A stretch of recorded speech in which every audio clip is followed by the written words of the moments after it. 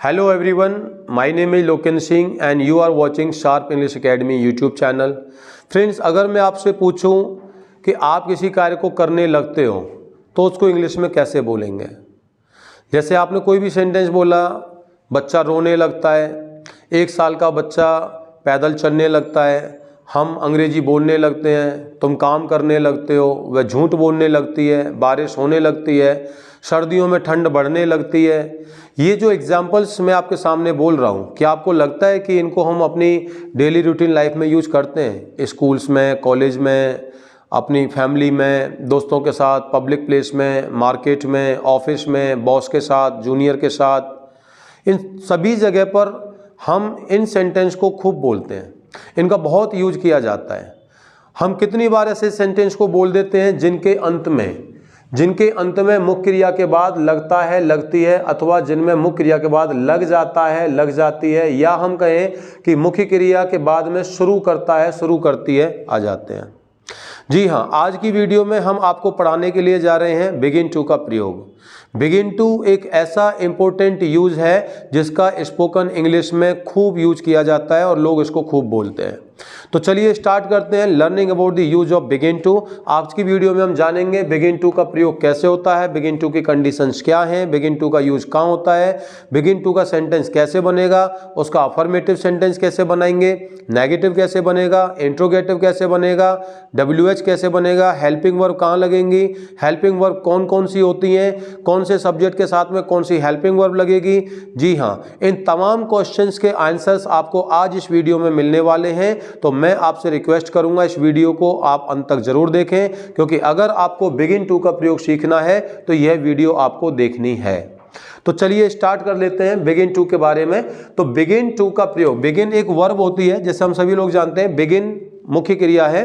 तो बिगिन का मतलब होता है किसी चीज को शुरू करना, काम शुरू करना। लेकिन जब हम बिगिन के साथ में टू लगा देते हैं तो इसका मतलब हो जाता है किसी कार्य को करने लगना।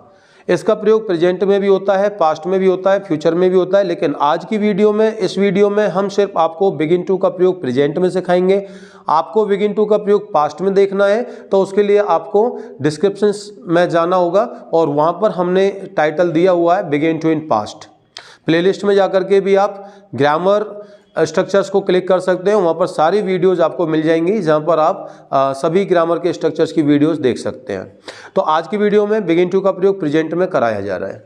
तो पहचान सबसे पहले हमें देखनी है। वाक्य में जब भी मुख्य क्रिया के बाद लगता है, लगती है, अथवा मुख्य क्रिया के बाद लग जाता है, लग जाती है, अथवा मुख्य क्रिया के बाद शुरू करता है, शुरू करती है, ऐसे शब्द अगर आ जाते हैं तो उन वाक्यों में हमको बिगिन टू का प्रयोग करना होता है।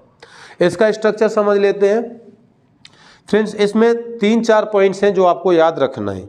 वो पॉइंट्स मैं आपको हाईलाइट करूंगा, लेकिन पहले स्ट्रक्चर देख लेते हैं। आप जब भी ऐसे सेंटेंस का अफर्मेटिव बनाओगे उस केस में सब्जेक्ट को सबसे पहले यूज करना है, यानी जो भी उस व्यक्ति को उस क्रिया को करना शुरू करता है तो वह सब्जेक्ट होता है, वह सबसे पहले आएगा। सबसे पहले आपने सब्जेक्ट को लिखा। अब आपको सब्जेक्ट के साथ में बिगिन्स टू अथवा बिगिन टू का प्रयोग करना होगा। अब हमको ये समझना है कि कब तो हमें बिगिन्स टू यूज करना है और कब हमको बिगिन टू यूज करना है। फ्रेंड्स, हम सभी लोगों ने प्रेजेंट इंडेफिनिट टेंस के बारे में पढ़ा है।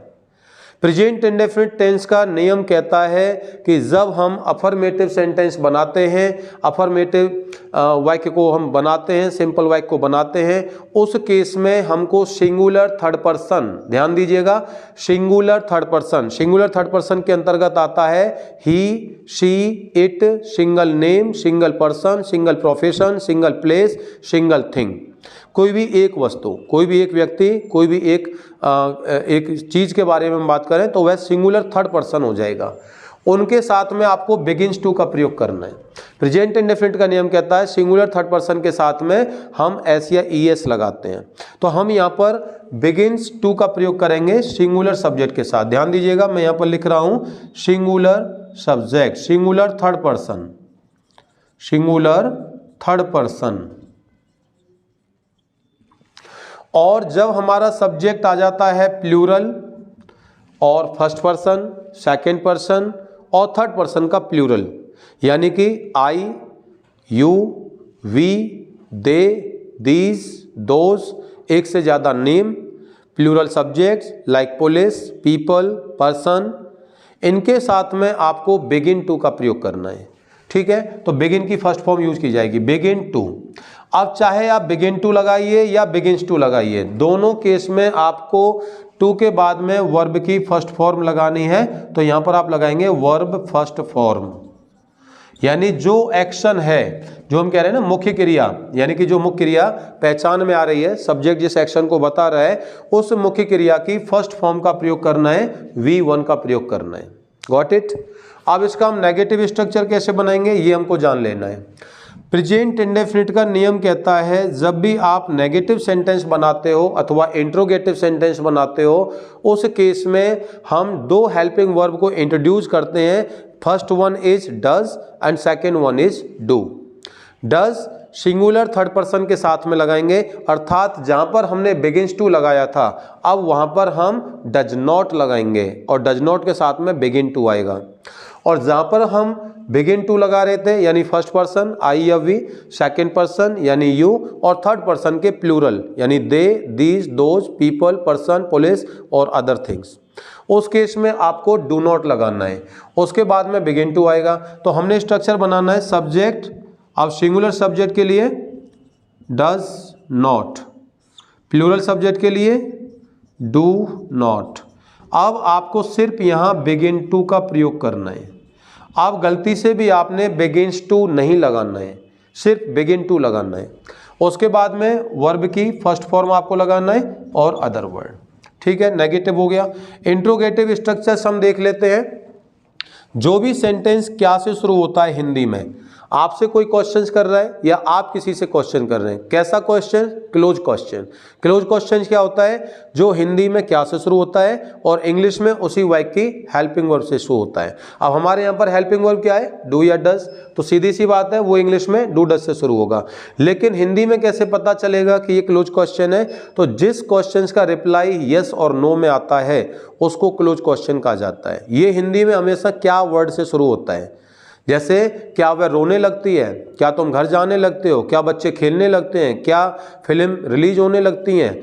ऐसे सेंटेंस को क्या से शुरू करते हैं? तो इंग्लिश में ट्रांसलेट करने के लिए आपको डू या डज हेल्पिंग वर्ब को पहले लगाना है। तो ध्यान दीजिएगा, सिंगुलर सब्जेक्ट जो होगा थर्ड पर्सन उसके लिए आपको डज लगाना है और प्लूरल सब्जेक्ट के लिए आपको डू लगाना है। उसके बाद में सब्जेक्ट आपको लिखना है, उसके बाद में बिगिन टू अपनी जगह पर आएगा, फिर आपको V1 का प्रयोग करना है और उसके बाद में अदर वर्ड्स को लगाना होगा। और क्वेश्चन मार्क बहुत ज़रूरी है। स्पोकन में आपको इंट्रोगेटिव की फीलिंग्स के साथ में सेंटेंस बोलना होगा, एक्सप्रेशंस देना होगा जिससे आपको पता चले कि आप क्वेश्चन पूछ रहे हो। रिटन में आपको क्वेश्चन मार्क लगाना होता है जिससे पता चलता है कि यहाँ पर क्वेश्चन पूछा गया है। Got it. अब हम इंट्रोगेटिव नेगेटिव बनाएं तो हमें कुछ नहीं करना है, सब्जेक्ट के बाद में नॉट को लगा देना है। ध्यान दीजिएगा, यहाँ सब्जेक्ट के बाद में हमको नॉट लगा देना है। अगर हम WH बनाते हैं, WH का मतलब हो गया ओपन क्वेश्चन, एक ऐसा प्रश्न है जिसका जवाब आप यस या नो में नहीं दे सकते हैं, एक ऐसा प्रश्न है जिसका जवाब आपको कुछ सेंटेंस से बोलकर या लिखकर देना पड़ता है, उसको ओपन क्वेश्चंस कहते हैं। ये ओपन क्वेश्चंस आपको हिंदी में भी होता है और इंग्लिश में भी होता है। हिंदी में जब ये क्वेश्चन होता है तो ऐसे वाक्य जिनके बीच में क्यों, कब, कहाँ, कैसे, क्या, कितना, कौन सा, कौन सी, किसका, किसकी, किसके, ये शब्द अगर आ जाते हैं तो इंग्लिश में ट्रांसलेट करने के लिए सबसे पहले उन्हीं शब्दों को आगे लाते हैं। तो हमको यहाँ पर सबसे पहले WH वर्ड को लिखना है, उसके बाद में डज या डू हेल्पिंग वर्ब आएगी। यानी आप सीधा से कह सकते हैं कि जो स्ट्रक्चर ऊपर लिखा हुआ है उसको सेम कॉपी कर देना है, बस उसके आगे हमको WH लगा देना है। तो डू डज आ गया, उसके बाद में सब्जेक्ट आ जाएगा। अब यहाँ पर आपको बिगिन टू का प्रयोग करना है, उसके बाद में वर्ब की फर्स्ट फॉर्म लगानी है, अदर वर्ड और क्वेश्चन मार्क। अगर इसमें भी आपको नोट लगाना है तो ध्यान दीजिएगा, फिर से आपको सब्जेक्ट के बाद में नोट लगाना होगा। ठीक है, आपको सब्जेक्ट के बाद में नोट लगाना है, तो ये आपका WH नेगेटिव बन जाएगा।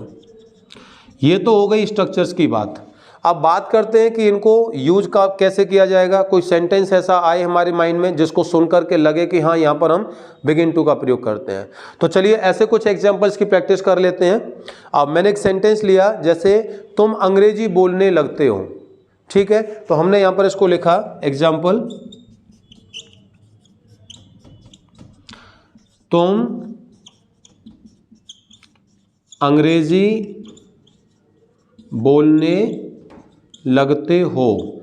इसको मैं ऐसे भी कह सकता हूं, तुम अंग्रेजी बोलने लग जाते हो। इसको मैं ऐसे भी कह सकता हूं, तुम अंग्रेजी बोलना शुरू करते हो। इन तीनों सेंटेंस का एक ही मतलब है। फ्रेंड्स, एक चीज़ मैं आपको यहाँ पर मेंशन करना चाहता हूँ कि आपको ये ध्यान देना है, जितनी अच्छी हमारी हिंदी होगी, जितना अच्छे से हम हिंदी में वाक्य की पहचान कर पाएंगे, वाक्य की जड़ तक जा पाएंगे हिंदी में, उतना ही हमको इंग्लिश अच्छी आएगी या हम उतना ही अच्छा इंग्लिश सीख सकते हैं। क्योंकि जो भी ये स्ट्रक्चर्स आप यहाँ देख रहे हैं, ये स्ट्रक्चर आप रट सकते हैं, समझ सकते हैं, लिख सकते हैं, लेकिन आपको सेंटेंस बनाने के लिए, बोलने के लिए अपने हिंदी के सेंटेंस को पहचानना पड़ेगा।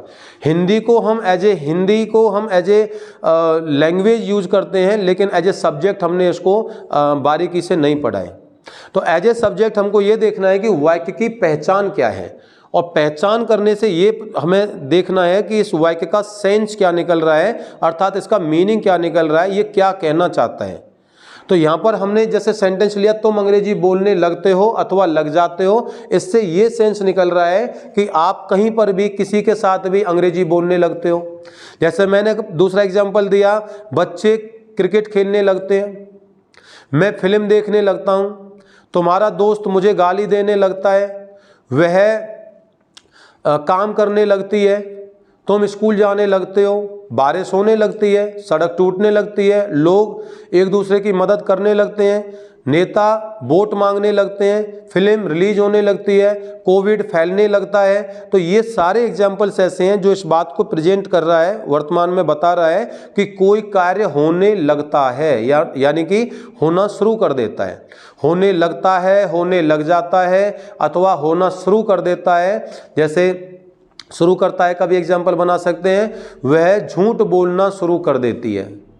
तुम लिखना शुरू करते हो, मैं हंसना शुरू करता हूँ, वह 9 बजे सोने लगती है, तुम 4 बजे काम करने लगते हो, वह जिम जाने लगता है, हम एक्सरसाइज करने लगते हैं, तुम अपने बॉस से लड़ने लगते हो, वह कंप्यूटर पर काम करने लगती है। ये सारे एग्जाम्पल्स ऐसे हैं जिनको हम प्रेजेंट में बिगिन टू के साथ में बनाएंगे।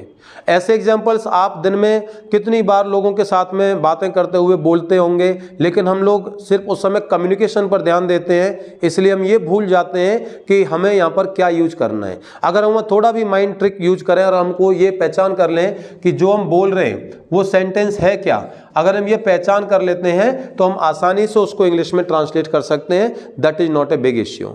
अब चलिए बात करते हैं इस सेंटेंस को कैसे ट्रांसलेट किया जाए। तो हमने यहाँ पर एक सेंटेंस लिखा, तुम अंग्रेजी बोलने लगते हो, लग जाते हो अथवा शुरू करते हो। तो इसमें सब्जेक्ट कौन है? तुम, क्योंकि कार्य कौन करने लगता है? तुम। तो तुम को सबसे पहले हमने यहाँ पर ट्रांसलेट किया, तो तुम के लिए सब्जेक्ट है, तो इसको हमने यू लिखा। अब हमने देखना है यू हमारा क्या है, सेकेंड पर्सन, ठीक है, सेकेंड पर्सन होता है और प्लूरल भी है।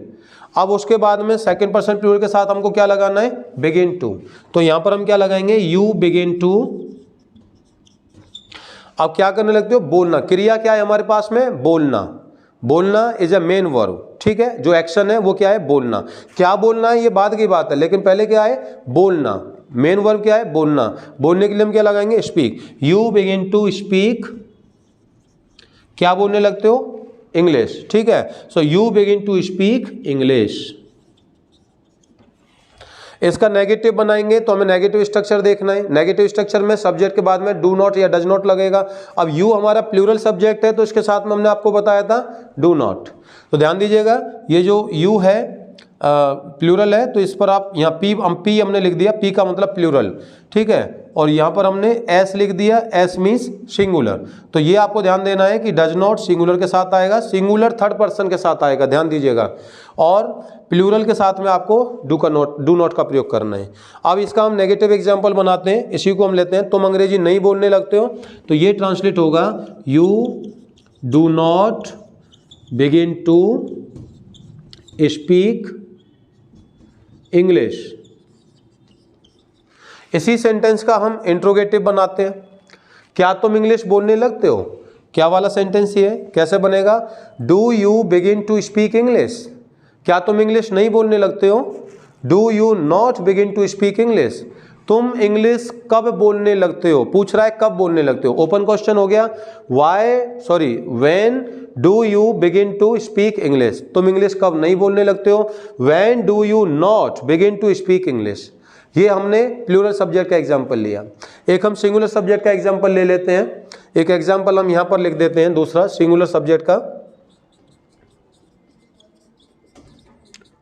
हमने एग्जाम्पल लिया, मेरा भाई टीवी देखने लगता है। मेरा भाई थर्ड पर्सन है, सिंगुलर है, मेरा भाई टीवी देखने लगता है। तो पहले हमने उसको लिखा, मेरा भाई टीवी देखने लगता है, या ऐसे कहें टीवी देखना शुरू करता है या टीवी देखने लग जाता है। अब इसमें हमने इसको ट्रांसलेशन करना है, कौन देखने लगता है, मेरा भाई। मेरा भाई कौन है, singular third person. Singular third person के साथ हमने आपको क्या बताया था, बिगिंस टू। तो इसको ट्रांसलेट करने के लिए आप कैसे यूज करेंगे, माई ब्रदर बिगिंस टू, क्या करने लग जाता है, टीवी देखने। तो टीवी देखने के लिए हम वॉच वर्ड का यूज करेंगे, my brother begins to watch TV. Got it. इसका हमें नेगेटिव बनाना है, ये पॉजिटिव है, इसका हमें नेगेटिव बनाना है। कैसे बनेगा, माई ब्रदर डज नॉट, क्योंकि हम सिंगुलर थर्ड पर्सन के साथ में आपको क्या बताया था, डज नॉट का प्रयोग करना है। My brother does not. अब आपको ध्यान देना है, बिगिन टू का प्रयोग करना है, गलती से भी आपने बिगिन्स टू नहीं लगाना है। Got it. My brother does not begin to watch TV. Interrogative बनाएंगे, क्या से शुरू कर रहे हैं, क्या मेरा भाई टीवी देखने लगता है, क्या शुरू में आ गया, तो रिप्लाई हमारा यस या नो में आएगा। तो क्लोज क्वेश्चन है, सबसे पहले क्या आएगा, helping verb, does my brother begin to watch TV, question mark लगेगा। नॉट लगाना है, डज माई ब्रदर नॉट, या नॉट लगा देंगे, does my brother not begin to watch TV. Intro WH बनाना है, मेरा भाई टीवी कब देखने लग जाता है, क्यों देखने लग जाता है, मेरा भाई क्या देखने लग जाता है, मेरा भाई टीवी कैसे देखने लग जाता है। ये सारे क्वेश्चंस ओपन क्वेश्चंस हैं। अब इनमें से एक क्वेश्चन हमने ले लिया, मेरा भाई टीवी क्यों देखने लग जाता है। तो क्यों वर्ड को सबसे पहले लाएंगे, क्या आएगा, वाई। तो हम इसको बनाएंगे WH में,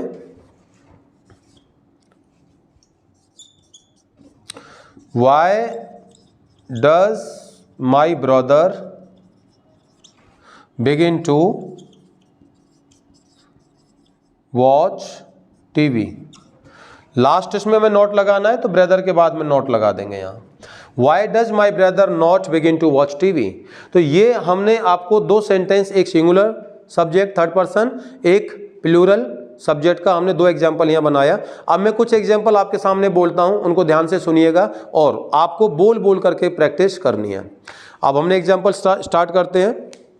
तुम रोने लगते हो, यू बिगिन टू क्राई, मेरा भाई हंसने लगता है, my brother begins to laugh, वे टीवी देखने लगते हैं, they begin to watch TV, बच्चा लिखने लगता है, the child begins to write, तुम लोगों की मदद करने लगते हो, you begin to help people, क्या वह दौड़ने लगती है, does she begin to run, तुम वहाँ क्यों जाने लगते हो, why do you begin to go there, तुम हंसने क्यों लगते हो, why do you begin to laugh, तुम बातें क्यों करने लगते हो, why do you begin to talk, वह टीवी देखने लग जाता है, he begins to watch television, नेता लोगों की मदद करने लग जाते हैं, politicians begin to help people, तुम क्या करने लग जाते हो, what do you begin to do, वह क्यों रोने लगता है, why does he begin to cry.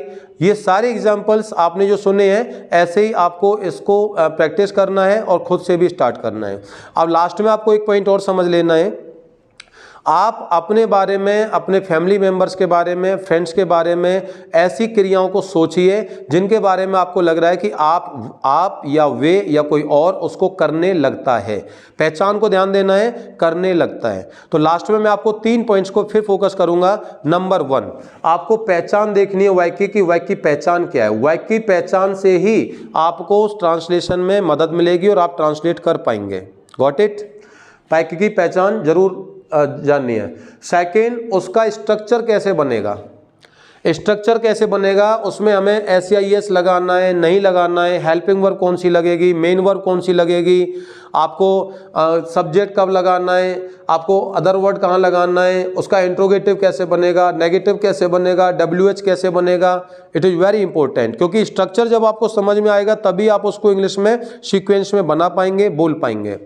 Third important point, जो भी आपने पहचान देखी, आपने स्ट्रक्चर देखा, आपको अब एग्जाम्पल्स लेना है।